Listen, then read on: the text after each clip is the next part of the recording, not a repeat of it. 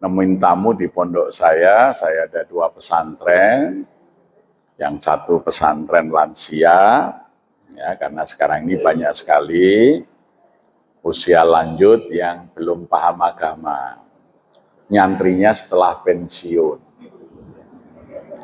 ya pensiunan dokter, pensiunan hakim, pensiunan jaksa, dulu dari kecil sekolah sampai jadi pejabat, tapi nggak paham agama. Sekarang nyantrinya setelah pensiun. Maka saya membuat pesantren untuk lanjut usia. Satunya lagi kita buat pesantren untuk pemberdayaan. Saya lihat begini, satu contoh saja ya. Setiap Idul Adha,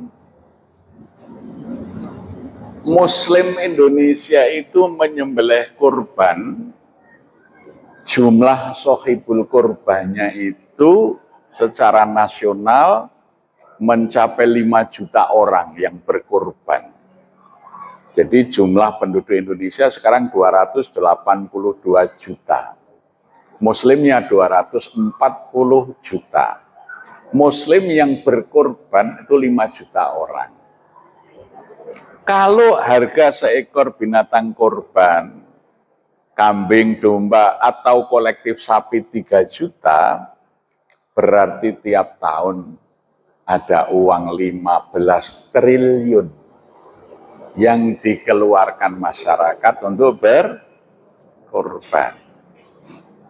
Besar itu 15 triliun tiap tahun. Mungkin lebih.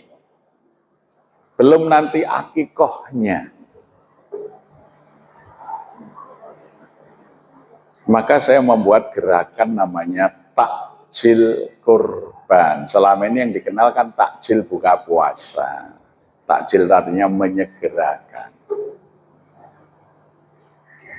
Saya buat program, membayar kurban itu jangan di bulan Dzulhijjah. Bulan Muharram sudah bayar kurban tuh, nanti 11 bulan ke depan. Namanya ditakjil, limbayar nengarep.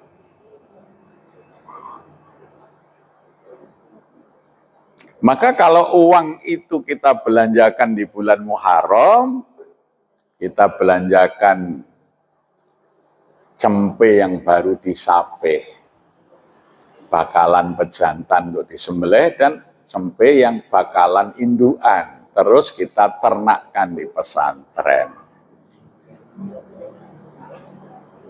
Karena kambing itu setiap 2 tahun 3 kali beranak. Biasanya kalau anak pertama mungkin cuma 1 ekor, tapi yang nanti anak kedua itu bisa 2 atau 3 ekor.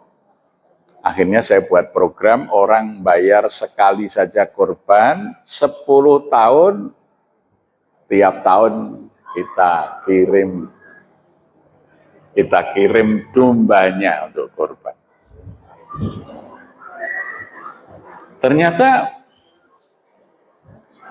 pengalaman saya beternak domba ini, kita mempekerjakan karyawan, pakan kita beli, itu saja masih keuntungan bersih per ekor per hari itu bisa 13.000. Maka kalau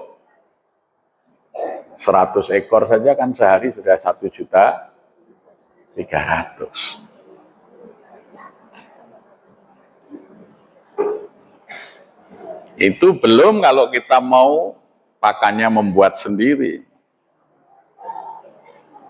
Sehingga seharusnya syariat kurban itu melahirkan peternak-peternak yang handal. Makanya dalam Quran itu setelah surat Al-Fatihah yang kedua surah Al-Baqarah tentang sapi betina. Negara-negara yang makmur, negara-negara yang maju, negara-negara yang kaya adalah negara yang menghasilkan protein Inggris, Amerika, Australia apa? Mereka basic bisnis utamanya adalah ternak sapi. Baik sapi susu pura maupun sapi pedaging. Tidak ada negara kaya yang sumber kekayaannya dari industri karbohidrat. Misalnya dari penghasil padi, maka kita ini ditipu, disuruh swasembada beras. Karena kebanyakan karbohidrat, sehingga kita ini kurang cerdas. Milih presiden wis salah. Diapusi senang. Coba. Ya. Kenapa? Karena kita kurang makan daging. Dulu kerajaan Mataram berjaya di masa Sultan Agung tahun 1621 itu di Kertopleret, ibu kota Mataram, dipimpin Sultan Agung itu satu hari disembelih 80 ekor sapi. Penduduk Kertopleret pada tahun 1621 sampai 1631 sekitar 13.000. Sehingga kalau kita hitung konsumsi daging rakyat Mataram di puncak kejayaannya itu di masa Sultan Agung, satu hari setiap orang Mataram makan daging sapi 6 on. Kita lemam daging mingnek idul. Makanya dulu Mataram menjadi kerajaan besar yang berjaya menaklukkan kerajaan-kerajaan lain, bisa mengirim pasukan untuk menyerang Belanda di Batavia. Sekarang peninggalannya cuma sate kelatak. Di Pleret 178 warung sate kelatak. Satu hari itu 700 ekor kambing yang disembelih. 30.000 cuman 2 tusuk. Sate tanpa bumbu nih. Itu dulu tradisi makan daging di Kertopleret zaman Sultan Agung itu satu orang satu hari 6 on daging. Maka Mataram menjadi negara yang sejahtera maju. Sultan Agung Hanyokrokusumo seorang ulama yang memimpin. Karena ngajinya sudah lewat Al-Baqarah. Kita ini delok-delok Al-Fatihah. Orang tahu nganggo Al-Baqarah. Ya. Artinya apa? Peternakan itu oleh Allah sangat dianjurkan. Maka surat kedua ada Al-Baqarah. Kalau kita ini bisa memproduksi protein, kemudian rakyat kita konsumsi proteinnya tinggi, maka akan lahir. Surat ketiga apa? Ali Imran, akan lahir keluarga-keluarga tangguh yang melahirkan anaknya jadi pemimpin-pemimpin.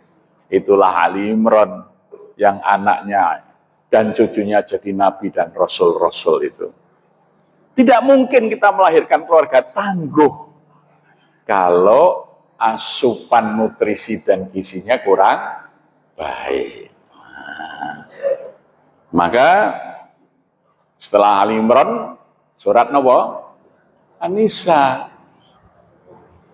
Maka dari keluarga-keluarga yang hebat akan lahir perempuan-perempuan yang hebat yang menjadi pemimpin-pemimpin. An-Nisa'u imadul bilad.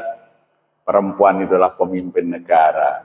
Kalau laki-laki itu ya, kalau perempuan kan an-nisa'u imadul bilad. Nisa, perempuan yang sudah menikah, ini disebut an-nisa. Ya, kalau yang belum menikah disebut apa? Apa? Mar'ah. Ya. Jadi wanita-wanita dewasa adalah nisa itu imadul bilad, tiangnya negara. Kalau laki-laki itu tiang jalur.